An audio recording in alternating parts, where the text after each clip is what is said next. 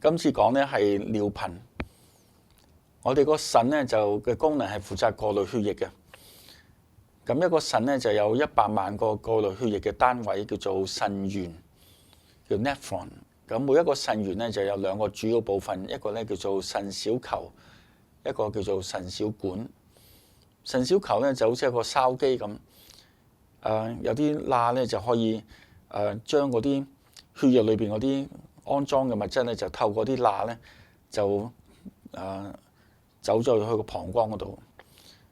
咁水咧個分子係好細嘅，亦都可以經過啲罅咧係離開嗰個血管，係去到膀胱嘅。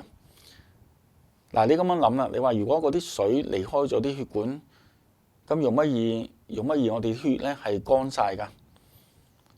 咁真係有咁嘅可能性喎。咁所以咧個腎咧另一個功能咧就要將過咗出嚟嗰啲個叫初尿咧裏邊嗰啲水分咧係盡量係送翻去血管裏邊嘅。咁呢個過程咧就叫做回收，叫做 reabsorption。譬如話而家有400個 cc 嘅初尿，其中咧有300個 cc 嘅水咧就回收翻入去血管，咁剩翻個100 cc 嘅水咧就去到膀胱，咁我哋就去一次廁所。但係如果呢400 cc 嘅初尿裏邊只有200個 cc 嘅水係可以翻去血管咧，咁剩翻200 cc 嘅水咧就會去到膀胱，咁就要去2次廁所啦。所以尿頻嘅主要原因咧就係嗰個腎小管咧係冇辦法回收，好好地咁樣回收嗰啲水分。咁水分點樣回收法咧？就係腎小管嘅細胞裏邊咧，就每一個細胞咧有一條通道嘅，叫水通道，好似一個隧道咁樣樣。嗰啲水咧就喺細胞膜入咗細胞之後咧，就經過呢個隧道咧，就到細胞後邊，然後咧個細胞咧就貼住微輸管，咁就可以入翻個血液裏邊。咁但係呢個水通道咧唔係一個永久性嘅結構嚟嘅，係需要嗰陣時咧先至砌呢條通道出嚟嘅。咁點樣砌法咧？就係一啲水通道蛋白就砌一條管，嗰條管點樣砌咧？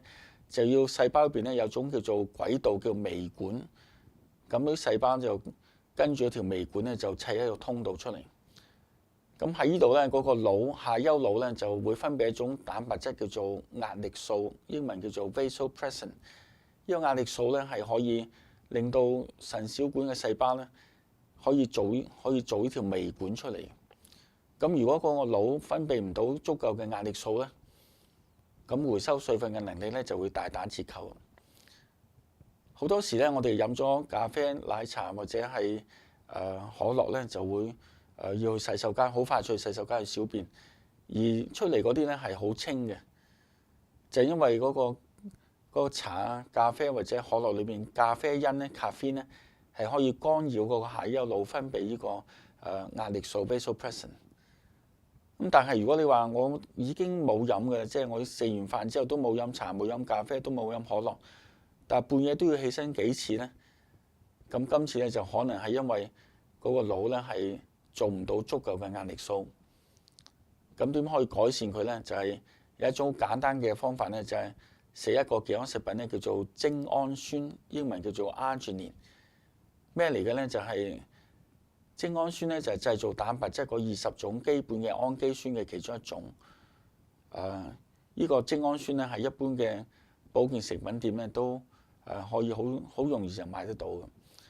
咁瞓覺之前咧就食500個 mg， 即係半克嘅精氨酸咧，就應該就可以大大改善半夜要起身個尿頻嗰啲問題㗎啦。